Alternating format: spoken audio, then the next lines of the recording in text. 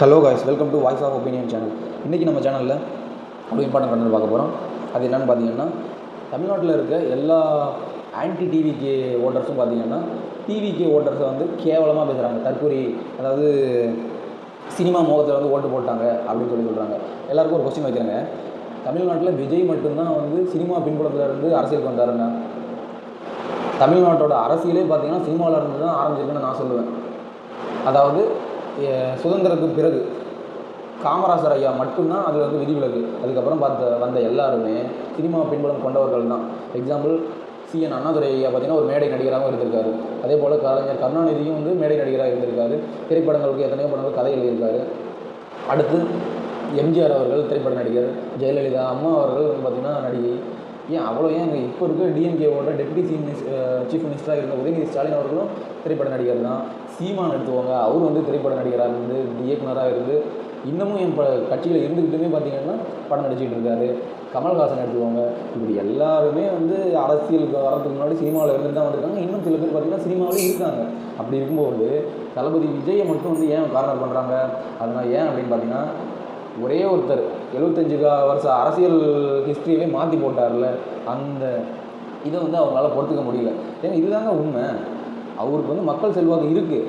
அதனால் வந்து மக்கள் வந்து அவர் ஓட்டு போட்டிருக்காங்க, ஜெயிக்க வச்சுட்டாங்க. வெறும் சினிமாவை மட்டும் நம்பியே வந்து அவங்க வந்து ஓட்டு போடலை. அவர் வந்து அவங்களுக்கு நல்லது பண்ணுவார் நம்பி தான் போட்டிருக்காங்க. ஒரு சிலர் சொல்கிறாங்க, இவர் இதுக்கு முன்னாடி வந்து என்ன நல்லதெல்லாம் பண்ணியிருக்காருன்னு சொல்லி. ஏங்க, அவர் நல்லது பண்ணியிருக்காரா பண்ணலையாங்கிறது நமக்கு எல்லாருக்கும் எப்படிங்க தெரியும்? அவரை சார்ந்த அவரால் பயனடைஞ்ச மக்களுக்கு தெரியுங்க அவர் நல்லது பண்ணியிருக்காரா பண்ணலையான்னு சொல்லி. எல்லாத்தையுமே வந்து விளம்பரப்படுத்தின்னு தான் நல்லது செய்யணும் அப்படிங்கிறது கிடையாது.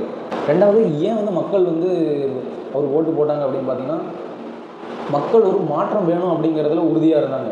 அந்த மாற்றமாக சீமான் இருந்தார். ஆனால் அதை வந்து தளபதி வந்து அவர் பக்கம் இழுத்துக்கிட்டார். ஏன் அப்படின்னு பார்த்தீங்கன்னா, டிஎம்கே மேலே வந்து ஏகப்பட்ட புகார். அட் த சேம் டைம் இந்த மாற்றத்தினால என்னென்ன நல்லது வந்திருக்குன்னு பார்த்தீங்கன்னா, ஓட்டுக்கு காசு வாங்கிட்டு மக்கள் போடுற நிலை வந்து மாறிடுச்சு அப்படின்னு சொல்லலாம். ஓட்டு வந்து காசு கொடுத்தவங்க காசு வாங்கியிருக்காங்க, ஆனால் அவங்க அந்த ஓட்டை வந்து அவனுக்கு வந்து விற்கலை. கொடுத்தவனுக்கு வந்து ஏமாற்றம் தான் அடைஞ்சிருக்காங்க. அது ஒரு நல்லது நடந்திருக்கு.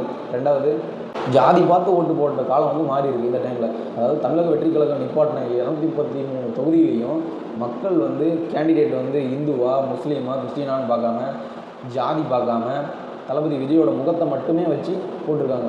ஸோ இதில் வந்து பார்த்திங்கன்னா ஜாதி அரசியல் அப்படிங்கிறது அடியோடு காணாமல் போயிடுது. இவ்வளோ மாற்றங்கள் வந்துருக்கு. இருந்தாலும் வந்து மக்கள், அதாவது ஆன்டி டிவிகே பேசுகிற ஒரே ஒரு விஷயம் என்னென்னு பார்த்தீங்கன்னா, சினிமா முகத்தை பார்த்து ஓட்டு போட்டாங்க அப்படின்னு சொல்லி.